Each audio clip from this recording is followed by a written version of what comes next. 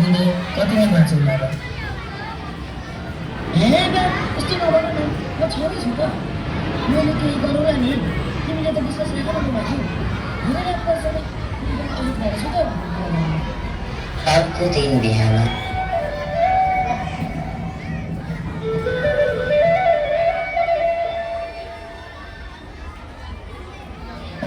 आन्दोलनमा गएको हो किन जानु पर्यो बेकारमा नाच्छन् त्यहाँ तँलाई गोली लाग्यो भने मेरो सहारा को हुन्छ म कसरी बाँच्नु केही हुँदैन कि बा शान्तिपूर्ण आन्दोलन गर्ने हाम्रो बोल्ने आवाज अनि फेसबुक युट्युब सबै बन्द गर्यो सरकारले म जसरी नै खाना खान आइपुग्छु तिमी चिन्ता नगर छोरा छोरा नजानु बाबु नेपालमा घेरेको भ्रष्टाचार विरुद्ध नेपाली जनताले भ्रष्ट नेताहरूका विरुद्ध आवाज उठाइरहँदा सरकारले सोसल मिडिया तत्कालै छैन भनेर social media TikTok Facebook YouTube जस्ता साइटहरू बन्द गरेको छ। यसरी जनताहरूका आक्रोश बढ्दै जाँदा जेनजीहरूले शान्तिपूर्ण आन्दोलनको घोषणा गरेका छन्।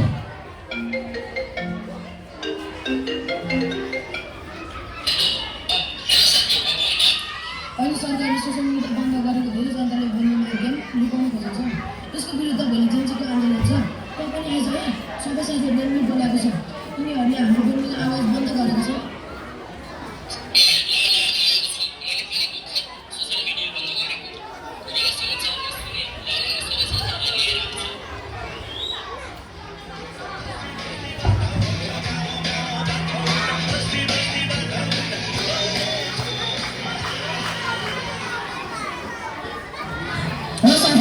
सरकारले बोल्ने माध्यम सोसल मिडिया बन्द गर्यो भने अब हामी शान्तिपूर्ण आन्दोलन गर्छौँ हामीले प्रशासन चौकबाट आन्दोलन सुरु गर्छौँ कि कहिले पनि मुद्दामा मचाउने प्राइभेट ढुङ्गा हान्ने जताभावी बोल्ने कुनै समस्याको भत्काउने काम नगर्नु हो ल सँगसँगै जाउँ सोसल मिडिया खुल्ला गर जेन्जीलाई बोल्न देऊ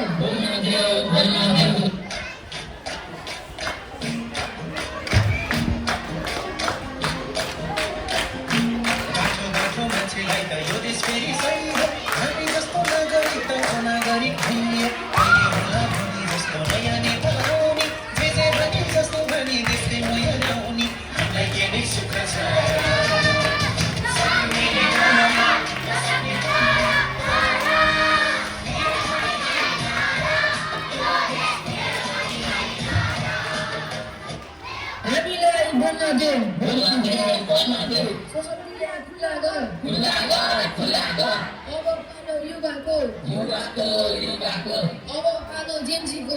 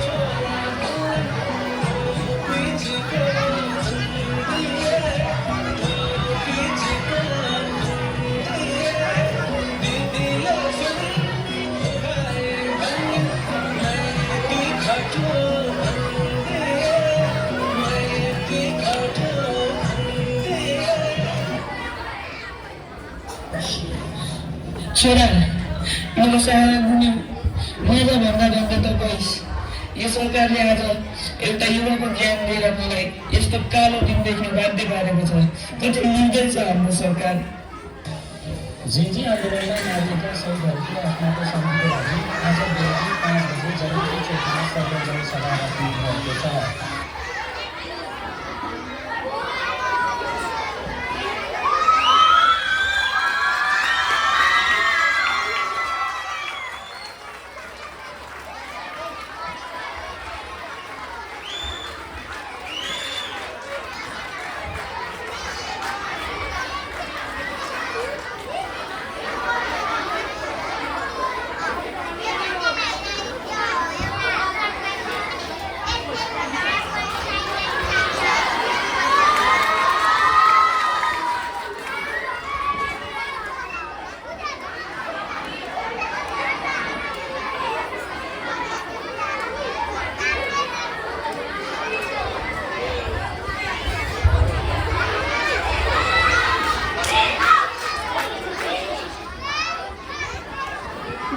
सम्झे पनि थोरै लाग्छ, जति बोले पनि के पो रहेर।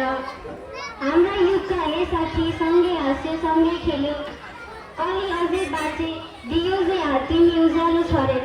बाबा आमा गए आफ्नो सहारा गुमाए, ठुलो मान्छे बन्छु है भन्थ्यो तिमी अमर भयो निस्वार्थ लडाइँ रहेर।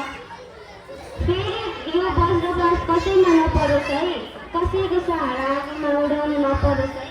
एउटै बिन्ती कि सुन्छौ सब, कि कत घरमा न्यायदिन्छौ कि अब। इमर्जेन्सी शहीदहरूमा ग्रिन हाउसको तर्फबाट हार्दिक श्रद्धाञ्जली।